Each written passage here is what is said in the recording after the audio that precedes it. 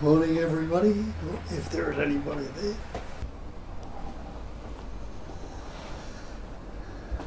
It's what they call, for want of a better term, non-duality. And understand non-duality, one without a second. Everything is that. You can't get anything simpler than that. Then that, the Mahavakya, the great word or the great mantra, I am that, starts to make a bit of sense.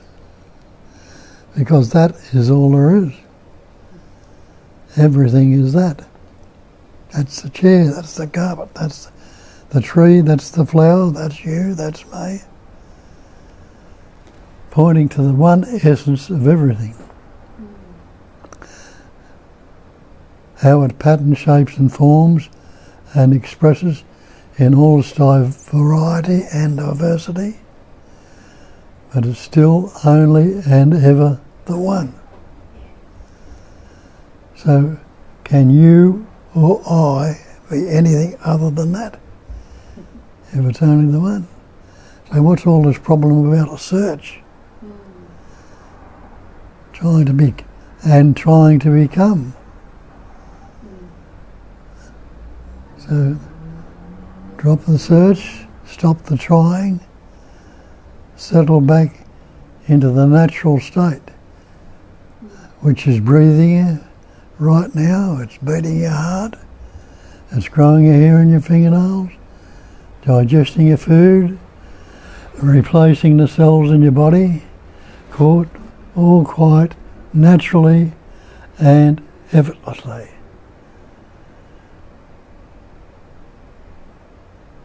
And how it's always and ever been.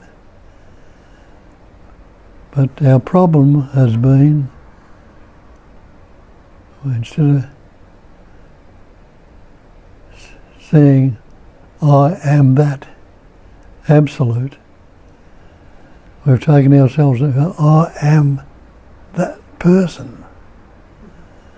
I am that person, that individual, that separate entity. And when you look into the person, it comes from persona, the mask, meaning we've got a mask of concepts, mask of words, which we've obscured our true nature.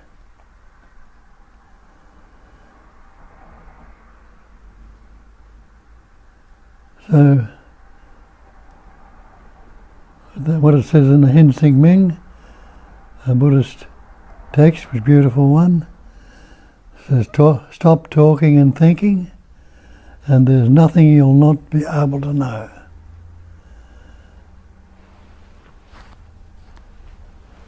So it's what we think. Take the words to be real. Think in concepts, words, ideas, images. And Sagata tells you, nothing can trouble you except your own imagination. Break that word imagination down to imagine, and break that down to image in. And that's what we're doing. We're creating conceptual or mental images, taking it to be real and getting stuck with the images.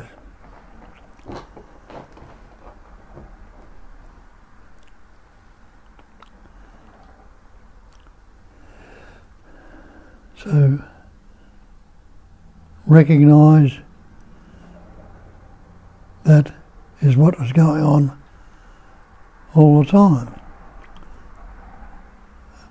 What we say all the time, but even that, look into that, investigate time, and see there's no such thing. It's all a spontaneous emanation, spontaneous happening, occurring right in the immediacy. The immediacy is spontaneous. It hasn't got time to be past or future, because it's always immediate, always spontaneous.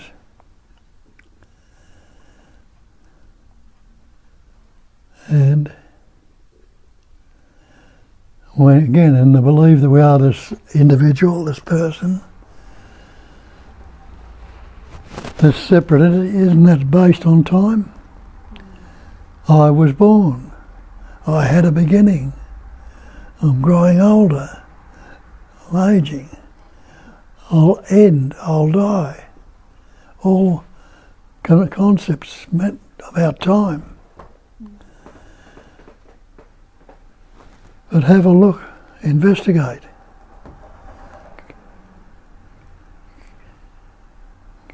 Dig into the memory. Recall it, whatever you can. And you realise you can't recall any beginning to it because you had no words or labels to put on the beginning. And you realise it's something way back there that knows now. It's been the knowing or a wearing all the way through, a wearing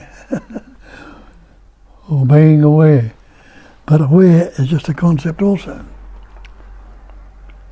But it's a knowingness. It's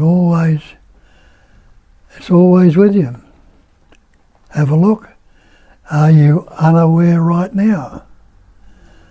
And you realise, no, I'm not unaware. So if you're not unaware, mustn't you be aware? But what's the idea or this concept we've got about becoming aware or becoming conscious? You're not unconscious right now, and you might conceptualise a time when you were unconscious or out of it. But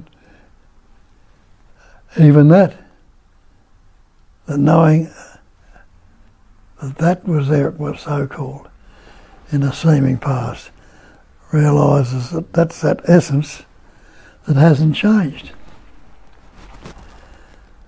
It's always and ever been so.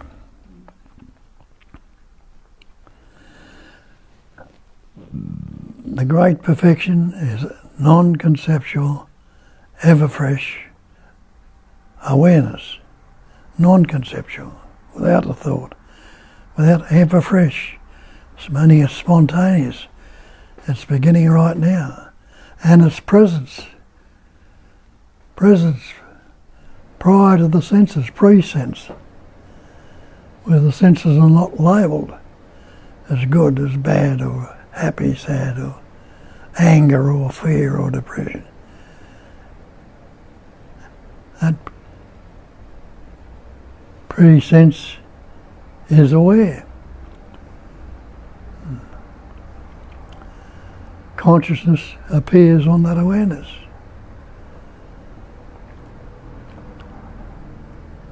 Consciousness is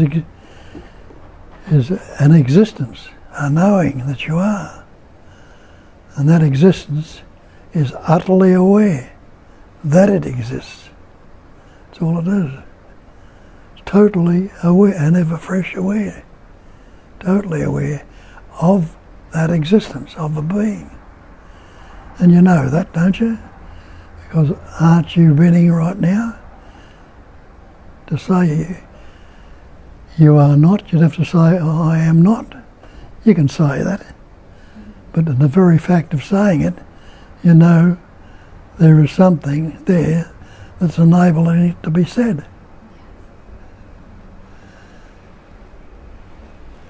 So,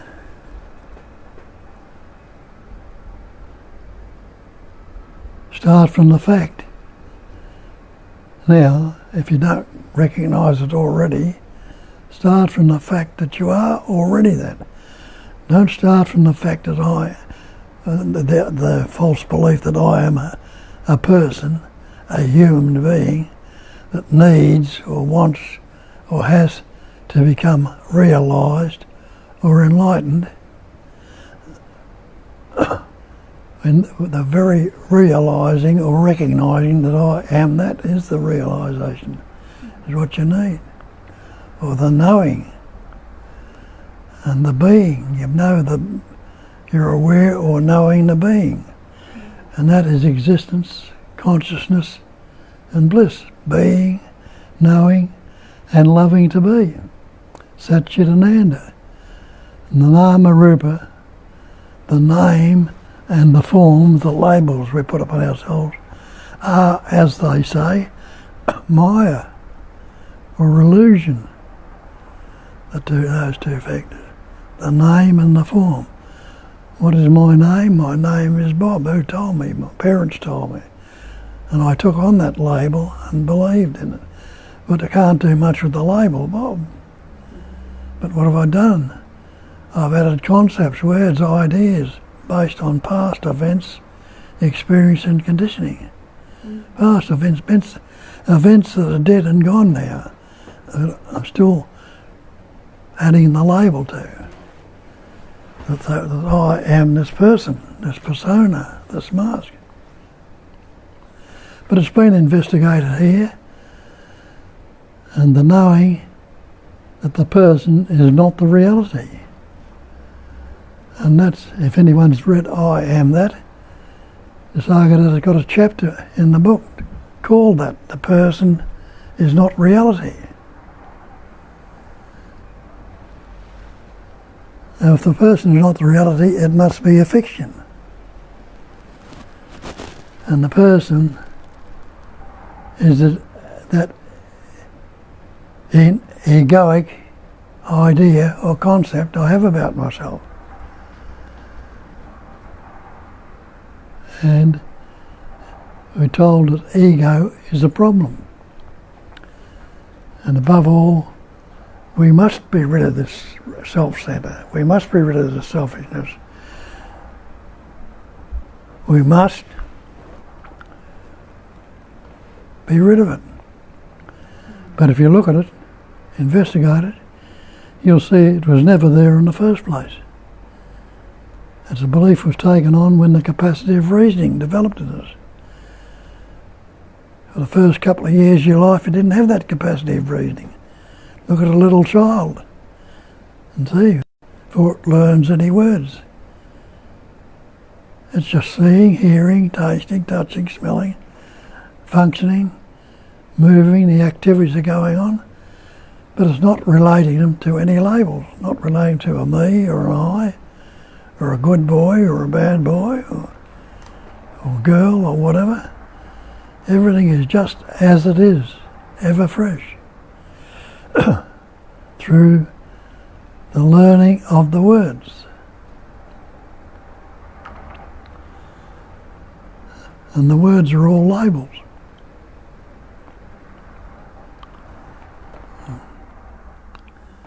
So the words are not the thing. And realise that every word you've ever spoken, however likely to speak, hasn't been learned. It's been picked up along the way. It's not something you were born with. And when you investigate the word, look into it, you see it's not the thing. It's not the thing. We won't take the word water. Can you drink the word? Is the word water the thing? It's not. It points out to the liquid, the hydrogen, oxygen coming together that was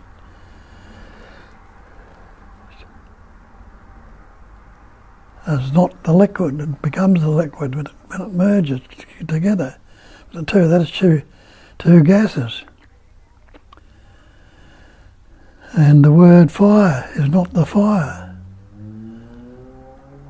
So the word I or me is not what I am.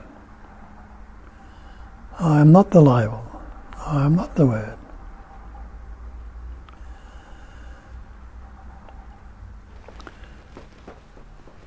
And to see that with a little bit of investigation, and in seeing it and knowing it to be real, seeing the falseness of it all, of how it functions, you're going to continue on to believe that you are this persona, this mask. It won't. There'll be no need to. You'll settle back and just settle back into your natural state. And let the life essence that's breathing you right now, beating your heart right now, growing your hair and your fingernails, digesting your food, quite naturally and effortlessly, enabling thoughts, feelings and emotions to arise. If that life essence wasn't in that body, it'd be a corpse. And it'd have all those organs in it, the eyes, the ears, the heart, the lung, the throat and all the kidneys and all that. But they wouldn't be a bit of good to you without the life essence functioning through it. So what does that point to? Are you this personal life? Or you are the body mind? Or are they, body, mind and everything else, reliant on the functioning of that life, of the expression of that life? The life is there first. And the life is transient, it's constantly changing. And that's why the body has changed from a baby to a young child, to a young boy or girl, a teenager, an adult, a young age, a middle age, an old age, and a falling away and falling back into the pure, natural, cognising emptiness. Nothing's been gained, nothing's been lost. Patterns have formed, patterns have played around, patterns have changed. Only pattern shapes and forms. But it's the life essence itself that gives us that some sense of being aware and alive and knowing, and we take the idea and concept that I am doing the livingness, I am the life, I am the livingness, I am the being. But innately, again, we know there is something greater than that life. Not greater than life, but greater than the persona. And of course we've formed the word, God. To give it a name, we've given it a title, we call it God. The greater power, or the higher power, or the moment. Not realising that it is the only power, it is the absolute power, and being the absolute, you're not separate from it. Tells you in Isaiah in the Bible, be still and know. Be quiet and let the stillness come through. Be still and know that I am God. I am is the believer, is God, this godliness. God's just a label. Tells you again in the Bible. In the beginning it was the Word. The beginning didn't start until we learnt words.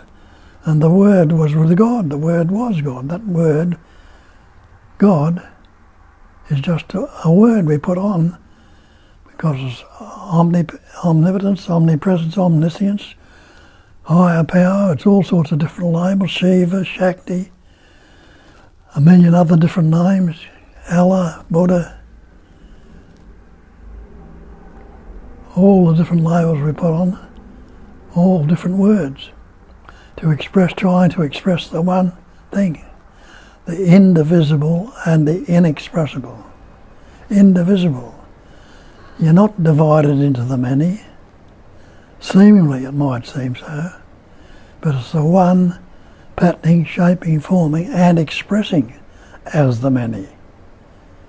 And it continues to do that. And so it can get the take on all the different patterns then.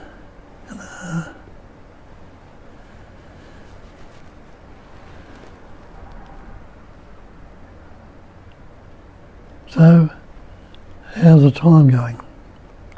Here. So that's what I'm pointing to.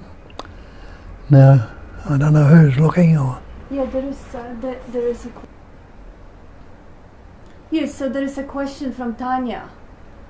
She says, sorry, this may be an odd question, but is it normal to lose your temper slightly when you're very tired, even though you know there is no separate entity that exists? Thought is making too much of a transient sensation and thoughts laugh, but just wanting to clarify. Of course, all the sensations, feelings and emotions will still be there. They're part of the functioning of this life. But when the energy of belief goes into them and we keep them there, instead of letting them pass, they all pass very quickly because they're transient. But when we fixate on all this anger and so on and resist it, put in conflict, trying to fight it, or trying to get rid of it, not want it, keeping it there with the concepts, then it becomes the problem. But like everything else in nature, it's transient if left as it is. It'll come up and it might be there for a reason, do what it's got to do and move on. But we don't allow that to happen. We put the old label on it instead of seeing it fresh and new. And this old label is a dead label, a dead image. But if you see it fresh and new, don't put the old label in it, you might have a new label to put on it and see it in a different light. They'll come up and you do what necessary is them to be done, but they'll move on fairly quickly. Just the same as we call this today, we think it's the same as yesterday and every other day. But when you see it's fresh and new and transient, and you're not putting the old past labels into it of what happened yesterday and carrying them on, it's a totally different day. Yes, so there is a comment from Rohan. Good morning, Bob and Kat. Could we say in the beginning was the word also points to the fact that without the word there is no beginning and also no end? Yes, that's what I'm pointing out. Yeah, very often Bob says that exactly this way. Yeah. How can I say I began when I can't? And you can't say you began because you don't remember, because you had no words. So if you haven't got a beginning, and you won't know when your last breath will be, you can't say you have an ending, you must be eternal. That's the eternity, not a beginning and an end, not a billion light years or so, which had a beginning and must have an end. Anything that has a beginning will have an end, but eternity is beginningless and endless, it's spontaneous. And that spontaneous knowing that's expressing through you as you right now is eternity itself. It's the absolute itself. And you can't be anything other than that, though we've taken ourselves to be other than that. And that's our problem. There is no other. One without a second, not two. Two means other than one.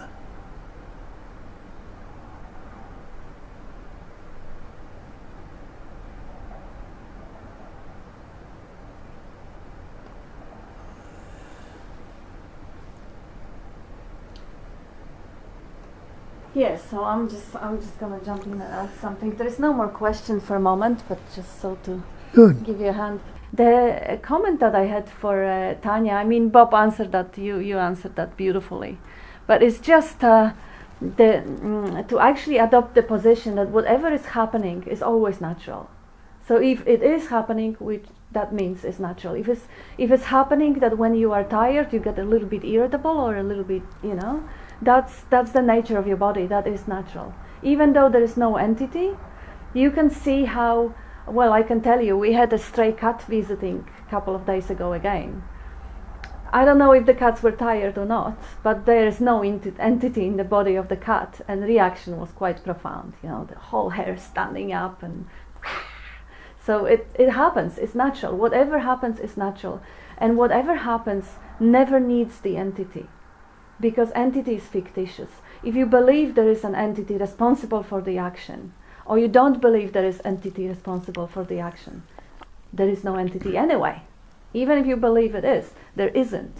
So there is never an ego responsible for anything in the world, because it doesn't exist. It's only the narrative, the commentary, the belief that plays the ego and gives it that power. And of course, by believing it, it is experienced as reality.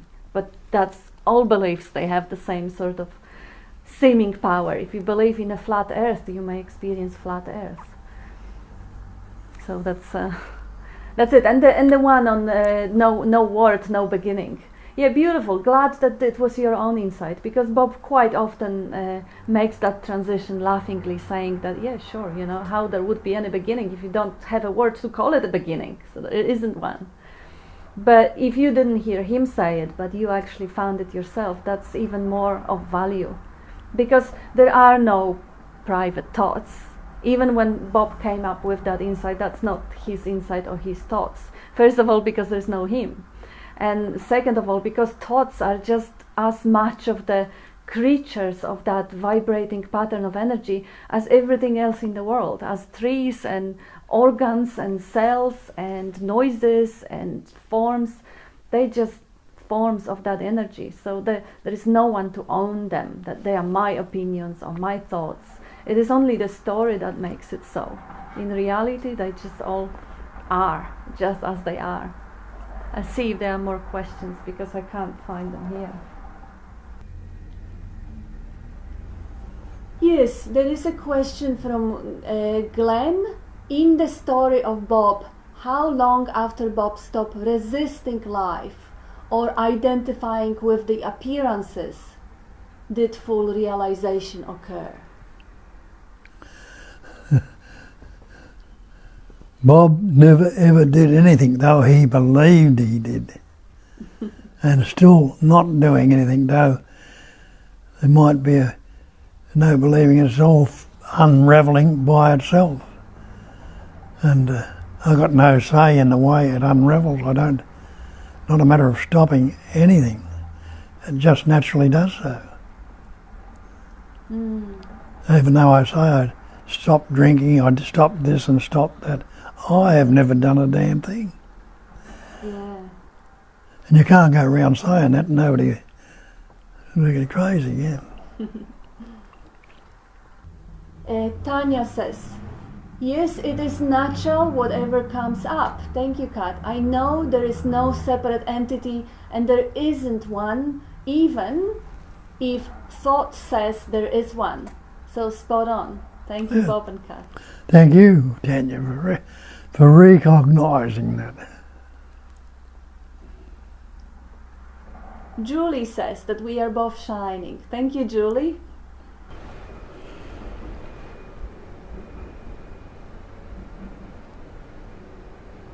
So Rohan is saying, Nisargadatta made it clear that the so-called spiritual progress is also part of nature.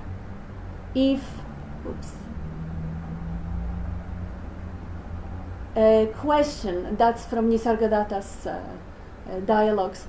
If all is a part of natural process, where is the need of effort? And Nisargadatta, even effort is part of it. When ignorance becomes obstinate and hard, and the character gets perverted, effort and the pain of it becomes inevitable. In complete obedience to the nature, there is no effort. The seed of spiritual life grows in silence and darkness until its appointed hour. Yes, he says, when effort is needed, effort will happen by itself. And it's always been by itself. We take on the belief there is an effort maker, a me that is making the effort. There never was, never will be, or never could be. Yeah.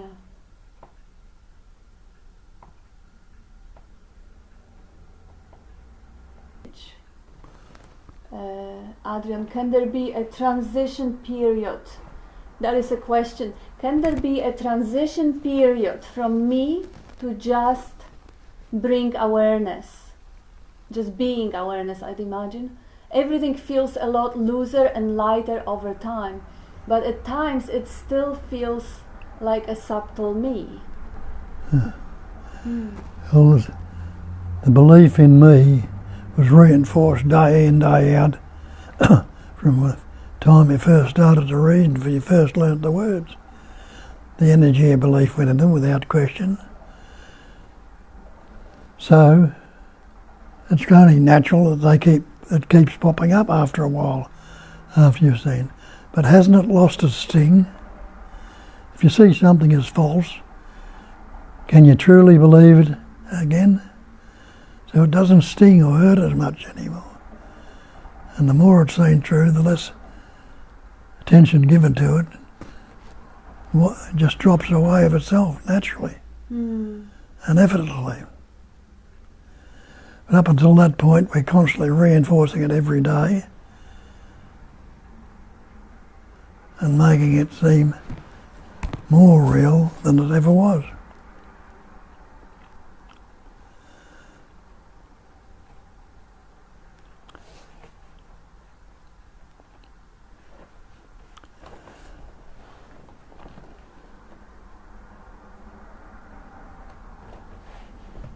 There is...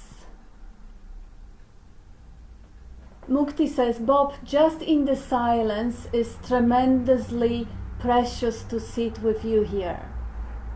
And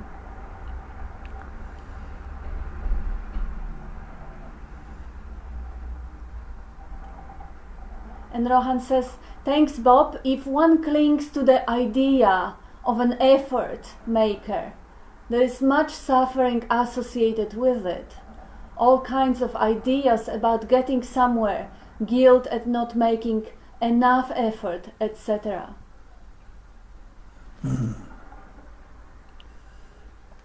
Yeah, so I'll just add a word.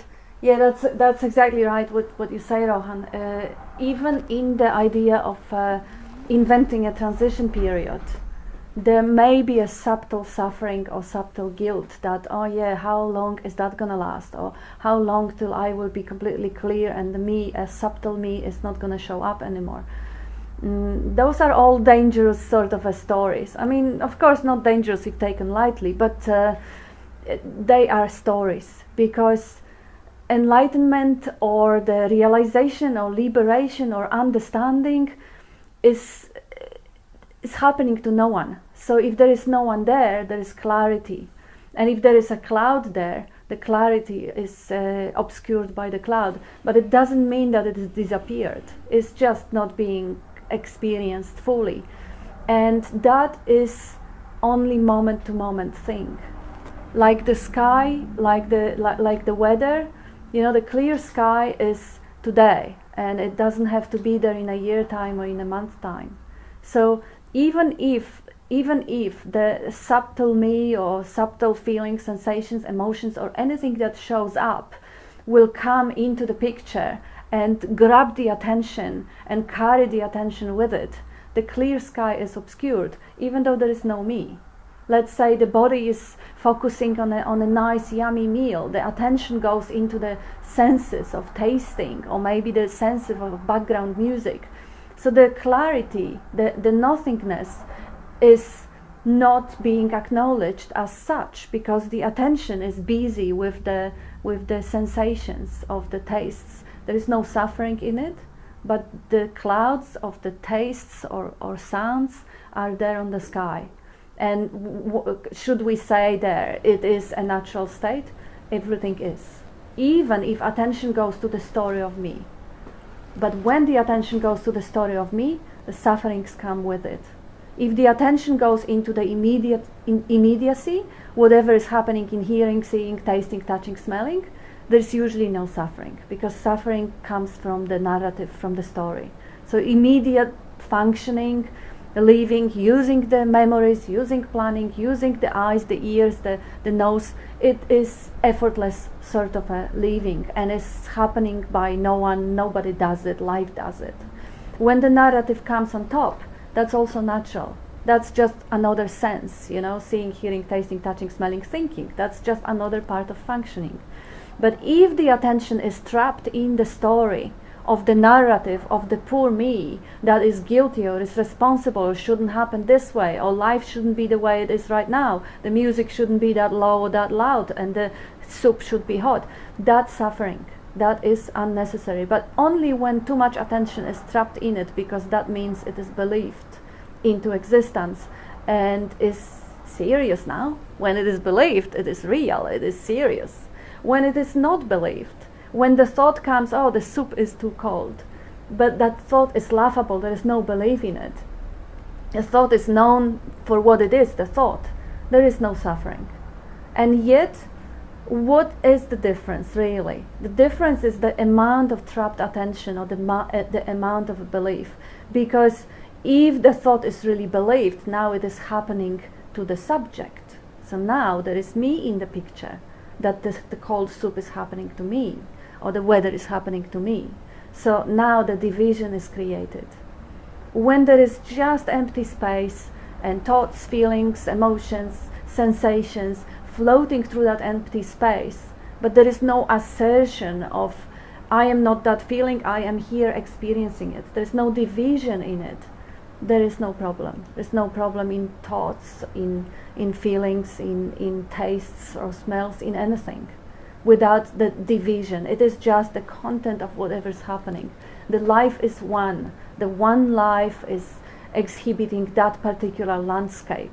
There is no me versus the landscape, or me versus the world. That is easy and natural. And even though painful, it may be painful at times, but there is no suffering. And there is no one who has a problem, no one who needs to change it, who wants to or needs to fix it or find anything. That's why Bob says, call off the search.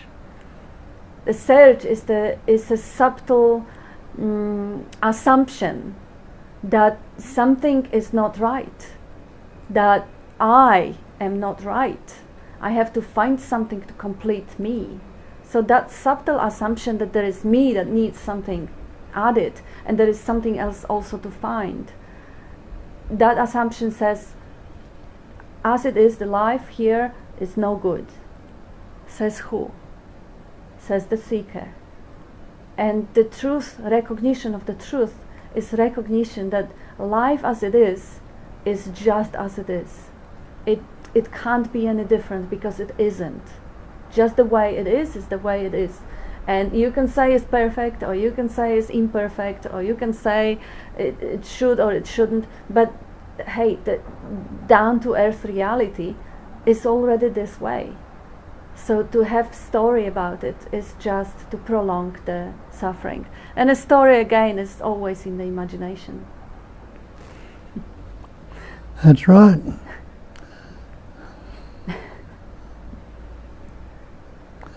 Stop talking and thinking. There's nothing you'll not be able to know. When no discriminating thoughts arise, the old mind ceases to be. I'll see if there is more comments. All words. And it tells you in the finish of that Hensingming, it says words. The way is beyond language, for in it there's no yesterday, no tomorrow, and no today. Not just yesterday, tomorrow and today, but no conceptualising whatsoever when it's beyond words. And the great perfection is non-conceptual awareness. Awareness without any of the concepts. Or the, as they say, the absolute. The great perfection and the absolute, two different labels you put on the same thing. Absolute is totally absolute. Nothing added, nothing taken away. And you, I, and everything else is already that. The self. How many selves are there? There's only one self, all the scriptures will tell you, the Atman, the self. No personal self. When we make it a personal self, it is myself. And that myself becomes the egoic person. Person is not reality. And the ego is a total fiction.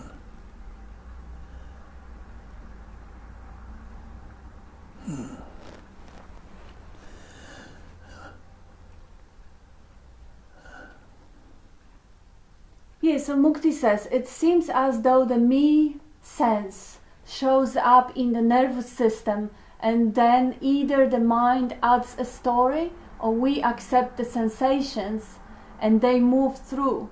If we had no story about the nervous system sensations, no me identity. All based on the language we've learned.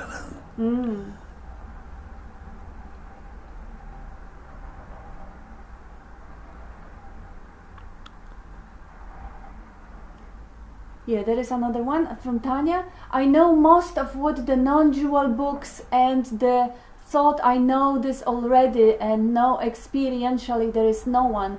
Maybe just stop reading the books and just look at the actual experience of now.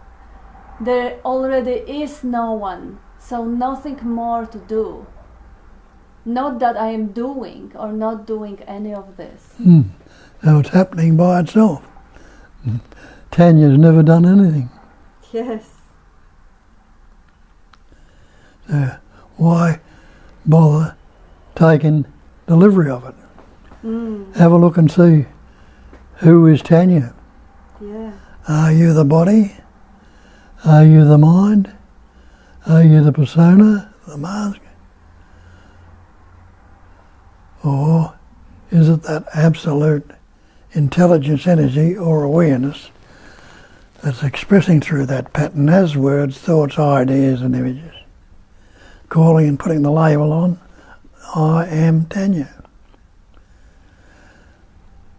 Take the word Tanya off, I am the absolute. So how you go with that? Yeah. When you realise absolute is the totality, which way can I move that's going to make it any better, any worse, or get out of it? You can't. So leave it unfold as it is. Ever fresh, ever new. Rohan says, such a clear pointing. Thanks, Kat. The seeker identity can in the fact be the biggest trap of attention.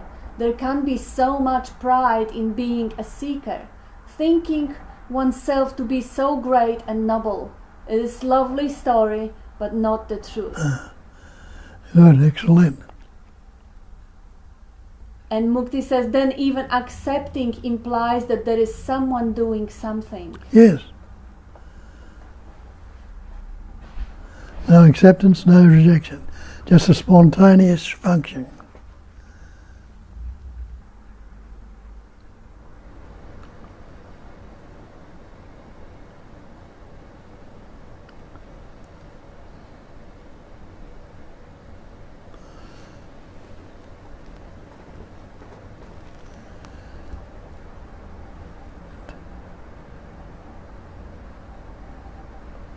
It's hard to talk here because seeing nobody, seeing no thing, hearing no thing, just the sounds, sights and sound around me in this room. And so it'd be just like talking to myself. But there is no personal self to talk to. So it's easy to be silent, sit in silence.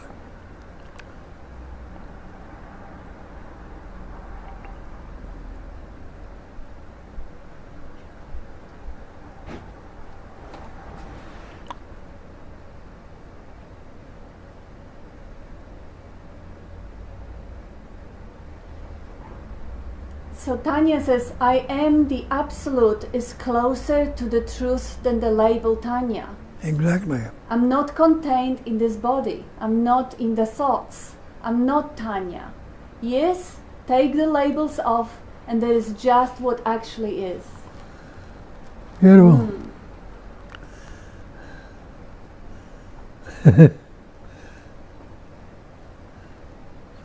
So Tanya, the so-called Tanya doesn't need to do anything anymore. Yes. But the doing will happen.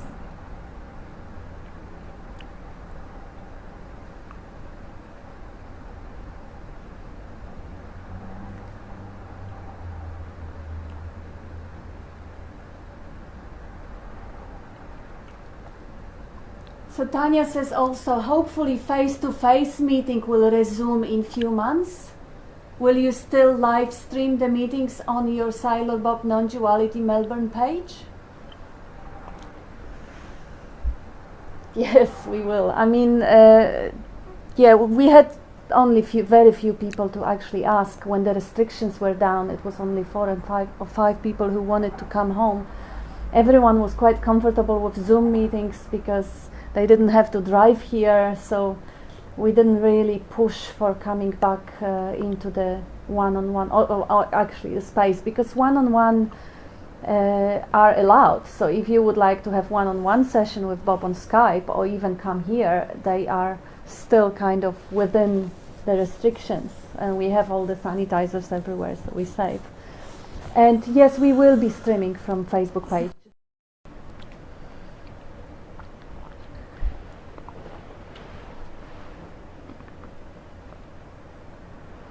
And Julia says, one-on-one was the best decision I ever made. Yes, me too. If you can say it was your decision, it just happened. And now, God says, from whom the narrative self is talking, if there is no one? From whom the narrative self is talking if there is no one? Words just appear, the vibration, energy is functioning, appears to come through this pattern which has been formed to express through as sounds, as vibration. No one is talking to anyone. This speaking or talking seemingly happens. But just the same as the silence and the stillness, there's that subtle vibrating primary sound. Om. Who's speaking that? Who's saying that? And that, when that resonates, you hear the vibration. Well, the same life or subtle vibration that's living you comes out as words, sound, ideas and images. But we take the idea there's got to be somebody or someone doing it. But it's still only the totality that can express in all these ways, as words, as sounds, as screams, as yells, as explosions, as volcanic eruptions, any way at all. Or as beautiful music. All sound, all vibration, all intelligence, what I call, for want of a better label, intelligence energy. Intelligence is knowing. And have a look at this manifestation. Isn't it patterning, shaping, forming intelligently? The beautiful different trees, shrubs, flowers, birds, animals, humans, architecture, everything that goes on, being formed. That's an intelligence diffusing everything. And that intelligence is knowing. And knowing, the ing in it is an activity. It's something that's going on right now. Going, knowing. It's a vibration. Activity of knowing, intelligence, energy. And there's nobody who is not knowing right now. Not, even if you believe you don't know and not knowing, there's still that knowingness that enables you to think it or say it.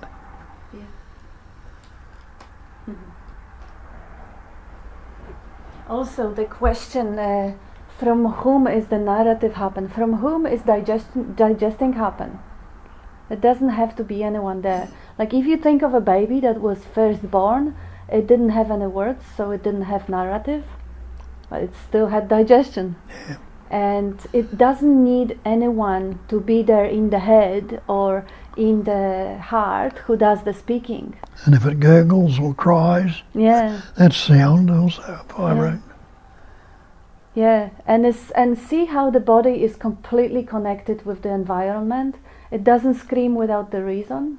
It needs to be prompted to gurgle or scream or whatever. it doesn't, like, does there have to be anybody to hear the sounds outside, the sounds of the traffic?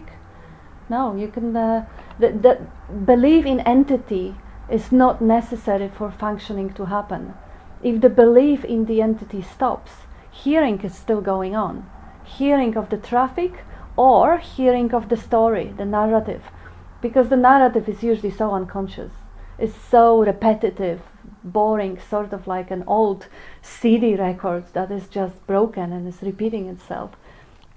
I don't know who calculated it, but I remember some research saying that 85 to 90% of thoughts are recirculating, are the same thoughts we had yesterday, just a boring sort of commentary going on. It's not that someone does it. And every word we've ever spoken or ever like to speak has been spoken before. That's right, yeah. Anything else? Oh, I can see if I can get it on my phone now, maybe.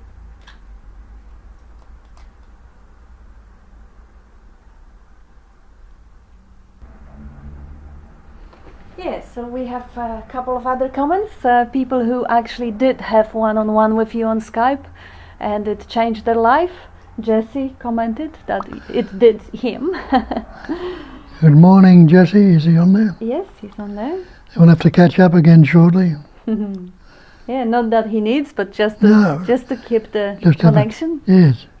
Yeah, it builds up the friendship. Yesterday we had a chat with a friend that you did her also over phone or Skype years back, and 2.5 hour chat is just a free flow of love because she doesn't have any questions and there's nothing to answer. There's nothing to there's no need to compete or impress or have any sort of agenda in the communication. So those types of communication are just so pristine and beautiful.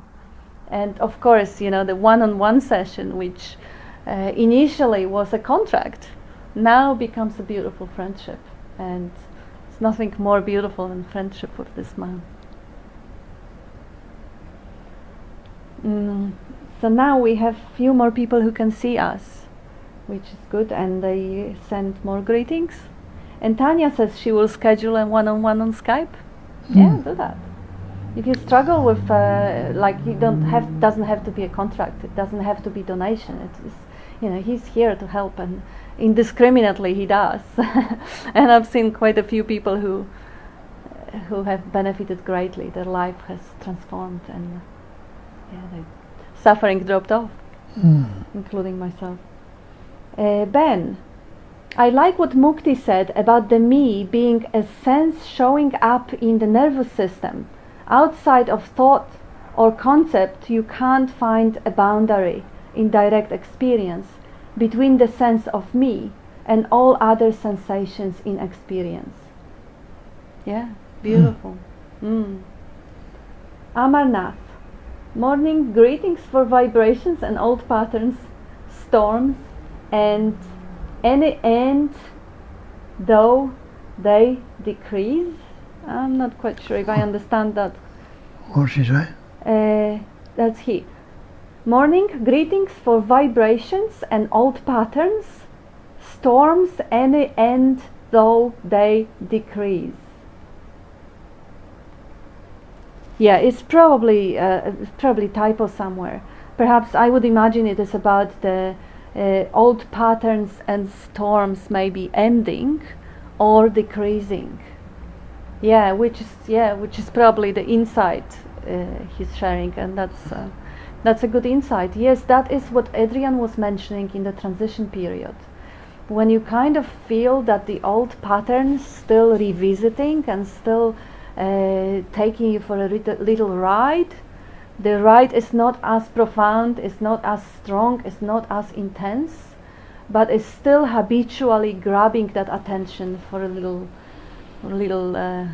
trip.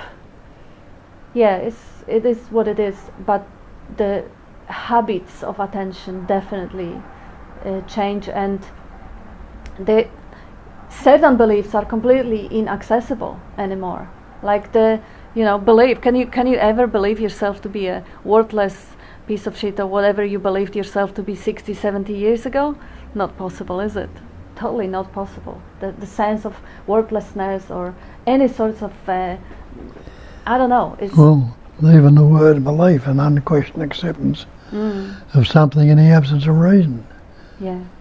If you question things and the false can't stand up to investigation, well, the beliefs you've had, if they prove to be false, they're no longer beliefs. That's right. Yeah. Seen as facts. If they're beliefs, you're not going to keep carrying on with them. Unless you want to stay in the old habit patterns. Yeah. So there is a good question here. Austin, how does self-love work together with non-duality?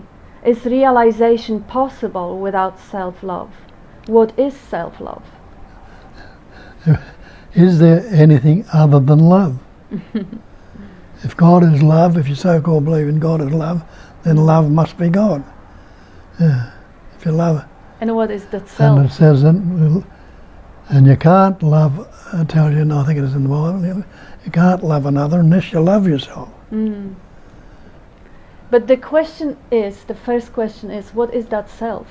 Because if you believe you are the body, that self that needs to be loved is the body. Yeah.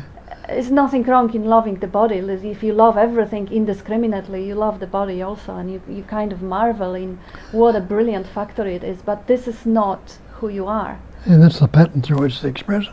Yeah. Yeah. I mean, ultimately, it is also who you are. If you are everything, a totality, you also a body and a mind and the thoughts and the feelings and the trees and the planets and the galaxies and everything. But self-love is quite often associated with some sort of a acceptance of the personality trait. Yeah. And is that necessary? Well, it kind of seems like it's almost the opposite. Most of the stories that you hear about the awakening are the stories of acute depression, suffering, pain, and self-hatred and self-pity, which overloads to the point in which surrender happens. And, But and it all depends what you take for the self. That's it. If you're taking to be a personal self, there's no personal self. It's the one self, one Atman or one soul. Yeah. Soul, not S-O-U-L, S-O-L-E. Yeah. The lone, the one self. And that self is naturally love, it's life, expressing itself through itself as itself, not as the person, place or thing. Yes. Yes, and another aspect of that question, does liberation or non-duality or understanding or seeing through have any preconditions? No, it doesn't. It doesn't. It doesn't have to be self-love. It doesn't have to be self-hatred. It doesn't have to be seeking, effort, lack of seeking, meditation, non-meditation. Nothing is prerequisite because it is a natural state that is always already there. Yeah. Get that, be natural and see how it works out then without trying to do anything about it. Yeah, yeah. You'll realise what that self is. And that, you know, that it is love itself. Life is love. And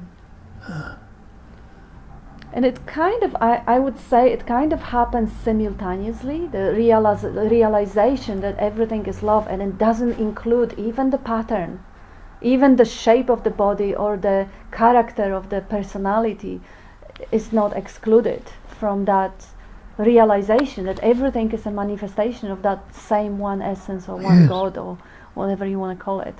But it's not that I have to fall in love with myself, like be a narcissist or something, because, well, it is kind of a movement a little bit in the psychology of reframing situations and stories from the past, and a little bit in the whole self-help movement that yes, I have to love myself, and the assumption is that myself is the pattern. But yeah. And the love is the Ananda, or the blessed being. Sat Chit Ananda, the three aspects of the one. Existence, consciousness, bliss. Or Ananda, or being, loving to be. Oh yeah, we got Amarnath clearing the question. My question was complete end of patterns. Can you tell our personal experience through there is no person anymore? though there is no person anymore. Can you, yeah. Can you tell if there's Can you tell your personal experience, though there is no person anymore? you can tell, you can speak and tell whatever you like, you know. Yeah, but there was no person ever. Yeah. There was only belief in a person. So all the qualities and capacities that you had when you believed to be a person are there when you stop believing to be a person. Believing to be a person is almost as if believing in a tooth fairy. When you stop believing in a tooth fairy, can you still sing? Yeah, you can. So can you still talk about the personal experience? And the personal experience would be connected with the viewpoint that this body has. Because it does have location, seeming location in the dream, and it has seeming past in the dream. Can that be narrated? Surely it can, whether the belief is there or the belief is not there. That's why this is one of the most astonishing things that Jeffrey Martin, who is a researcher around finders, he discovered that people who actually stop seeking, because that he calls them finders because they're not seekers anymore, their life experience and the view and the perspective changed, flip over completely, because now there was no self to relate to. But for everyone around them, husbands, children, employers, employees, there was absolutely no change. They were as they always were. So you may be going and buying your bread rolls or your lottery ticket from someone who doesn't believe in self, and you would never tell, because they're no different to any other people. It's just that one belief that is different. We have the ideas that Buddha or Jesus, they were superhumans, or they were glowing and they were all love, and yeah, they're beautiful ideas and they motivate people to be good, and that's beautiful. That's a social function that all the religions support on top of of transmitting the message. But the message, really, the natural state is as in nature. It doesn't mean that the cats and dogs and trees will be glowing because they don't believe in a personal self just sitting and driving that body. So yes, definitely the personal story can be said in many, many different ways, although the interest in saying that personal story may not be there. Let's try and ask how many times Bob was asked to give the interview to Buddha at the gas pump. And that would probably bring him a lot more followers and a lot of more donations. He was just not interested in telling his personal story, because it misguides people. It may inspire people, but what often happens as a byproduct is, oh, when is that going to happen exactly the same way to me? And that's not healthy, because it never happens twice in the same way. Can I hand? That's all. You good? Oh.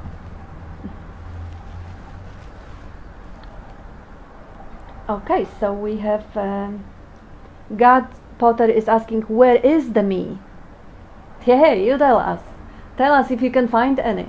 See if there is anywhere in the body, out of the body, in the mind, out of the mind, where is the me? Because we haven't found one just yet. We stopped seeking, actually. Mind is the me. Mind is the past. Mind is the me. There's no me in the present. Yeah. No. Yeah. And Jessie says, when I love myself, I'm doing it from the awareness, like I would love a flower. It makes me smile. Yeah, isn't it beautiful that nothing is excluded, and a self-hatred that you might once experience is just completely not there, because it's just no base for it, because there are no concepts that are believed about that self, that it is inadequate comparing to some whatever the ideals or others. So in this way you can't help but love it, because it is another way of that life showing up as a miracle of such a sophisticated, complex, deep pattern. It blows your mind, and it doesn't matter because it's not yours anymore, and it's as yours as everything else. Yeah, makes me smile. Yeah, me too. Like I would love the flower. That's right. Yeah. God Potter asks, if energy comes and goes, through the instrument body-mind, where is the border of the me? Brilliant question. Beautiful. In that question you already have the answer. You can't put the border. You can't. It's the bond. If you ever put any border, it will only be conceptual. It will only be an idea, the thought. That's right. The energy flows through the body. The body is eating, is drinking, is exchanging electrical impulses, is creating and recreating the world, and is responding to the world. There is no boundary. Yeah, that's a good question. And now we got a couple of messages of love. We love you too, Megan. And Julia says, didn't Jesus chase people witty with a whip? Jesus chased people witty, a whip. Sure, yeah, Jesus, remember the story when he was turning the tables and making a mess in a temple? Yeah, I remember laughing with Julia about that story because it actually brings a character to Jesus. It makes him live, real. It makes him like your brother, like Course in Miracles says. He is just as human in that moment as one can be. He's got personal opinions and preferences, and he thinks that the way these people changing money are providing for their families because they don't know any better and they're completely innocent in the way they were brought into this business. But he's got a judgment and he is all about it. That is a beautiful, beautiful way to actually see that as enlightened or realized and close to God and one with God as he knew he was, that patterns of personality are still playing out, which means you are already that. Like, it just really shows it fully, clearly, the message. And then Julia says again, did Buddha abandon his family? I like how you usually answer it. I haven't been there. That same answer goes with Jesus. Yeah, that's what the story says. That's what the story about Buddha says, that he abandoned his family in a search. And I know quite a few Buddhas that I met in Course in Miracles Academy and many, many other paths of seeking. I've been in Zen monastery in Vietnam for a couple of times, and they were people who abandoned their families, and it may happen this way, absolutely. And I have a friend who is contemplating it right now. And she will not be a doer. Like the Buddha hasn't been a doer. But it could be that it is just a story to illustrate the point. Who knows and who cares? Tanya says, there is nothing to get. You are already free. Absolutely. It's only the belief that stands in the way to fully see it and experience it. Only the belief of not being free, and belief with such a fierce devotion that makes it so real. But questioning that one belief and it's nothing but freedom. Rohan says, of course, sometimes the recognition can also lead to certain perceivable outer changes, right? All part of the natural functioning, of course. Bob always says how people might sense that you have something that they want, and in his case, as in his case. Yeah, well, I know what he means. When I mentioned that Jeffrey Martin, that he discovered that a lot of people, their immediate family didn't realize the profound change that happened within them when they realized that the self was a fiction. Yeah, it's hard to be a prophet in your own country and in your own family, so it might actually happen. It's nothing impossible to start with. And in Bob's case, you're totally right. I mean, I'd imagine his brothers and sisters wouldn't really know any difference. His stepchildren didn't really ever notice anything. But they were people who heard him speak from the AA community, who would come and say, look, I want what you have. I can feel it, I can sense it. There is a profound change, there is a peace. The anxiety is gone, the self-pity is gone. This can can be sensed. Absolutely. It's just funny how they both true. That it may be overlooked and it may not be overlooked. And thank you for bringing up the other side. It's always good to never really take sides anywhere. I quote this guy, and now you completed the picture that again there is a totality and nothing's impossible. Rashtra Aman says, it never happens twice the same way. Wow, thanks. Yes, isn't that amazing? Isn't that amazing? Not even fingerprints are the same amongst people. You'll never step into the same river twice. That's true, yeah. Yeah, and actually seeing that can stop people in searching similar experiences to those who related it. You'll never breathe the same air in twice. Yeah.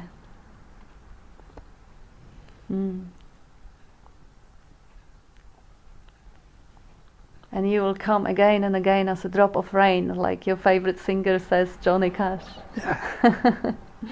Bob has this example about reincarnation. When that energy of life is released out of this body, it's like a drop coming back to the ocean. Can you ever get the same drop out of the ocean now? That says it all about the possibility of that same pattern of energy reincarnating or incarnating. It just goes back to the ocean. And yeah, it's just a sidetracking. Amarnath says, what happens to power of memory, interest, belief after finding awareness? If it's necessary to be there, you'll remember what needs to be remembered. Life carries on. Yeah. The same way, but there's no personal entity living life. Life is living on life and expressing as life through everything.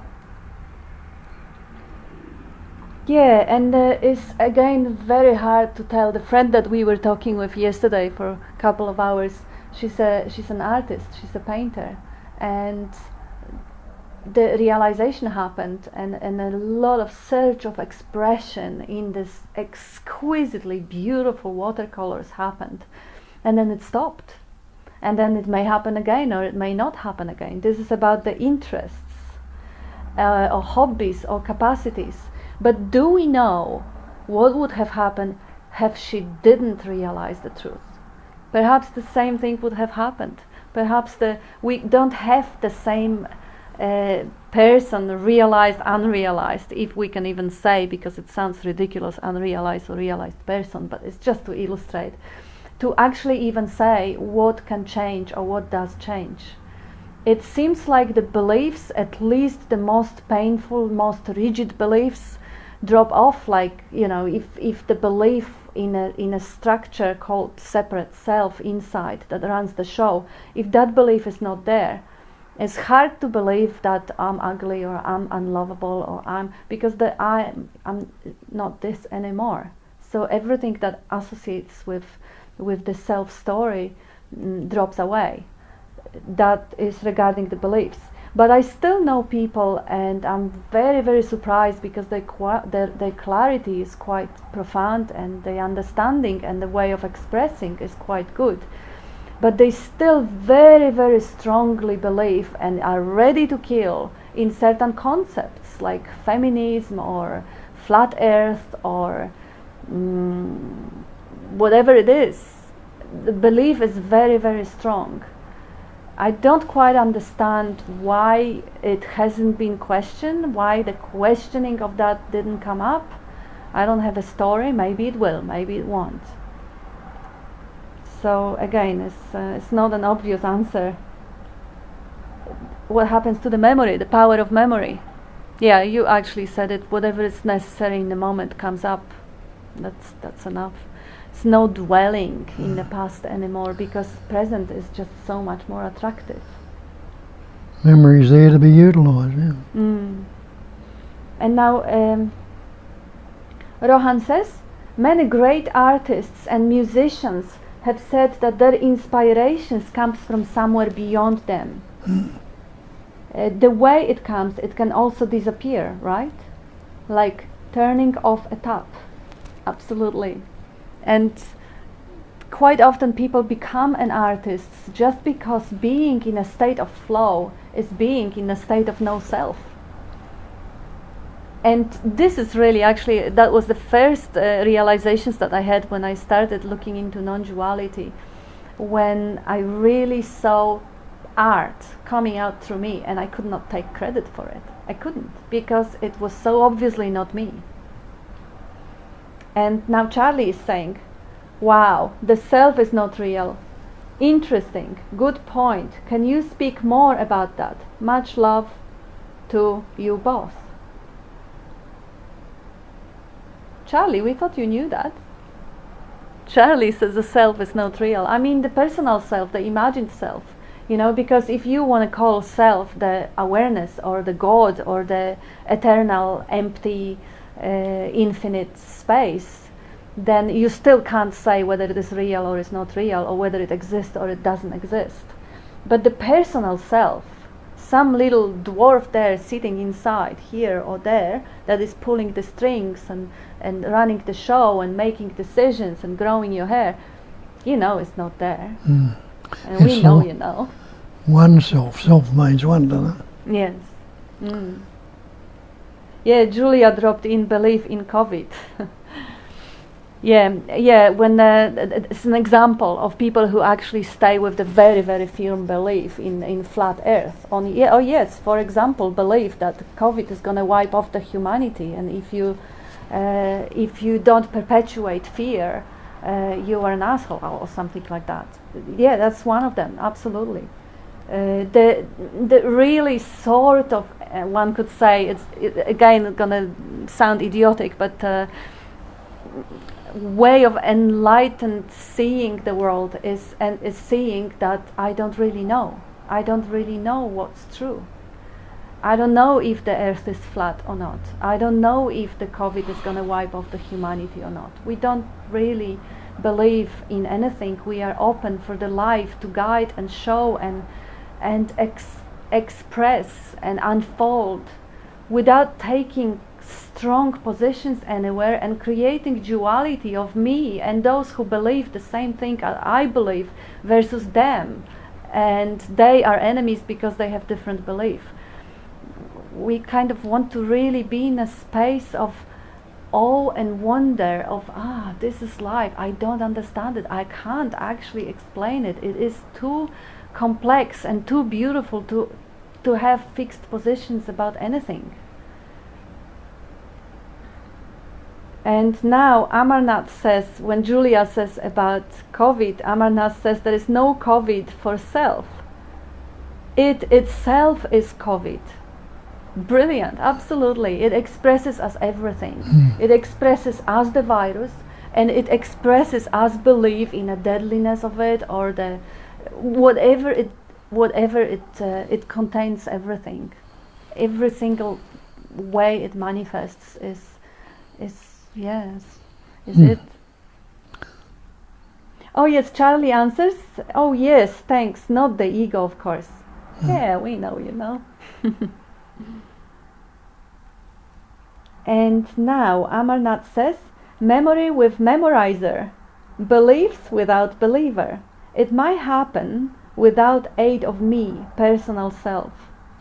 Yeah, it seems to be this way because personal self is not there. It never existed. Never existed. So even people who do believe in personal self, they just created it by act of belief. It has never been real anyway. And what goes with it are all the other religions. The religion of fear, that you've got to perpetuate fear, make everyone scared because then they will do what you believe is right. That is what goes with belief in self and belief in right. All belief. All belief, yeah.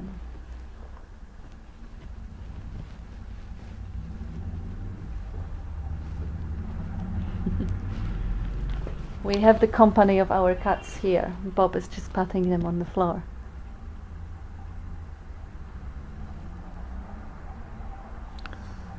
Yeah. That it? Okay, people. thank you very much for your contribution. Thank you, Kat, for your answers. Love you all. Yes. So thank you, everyone. Yeah. I'll just stop it.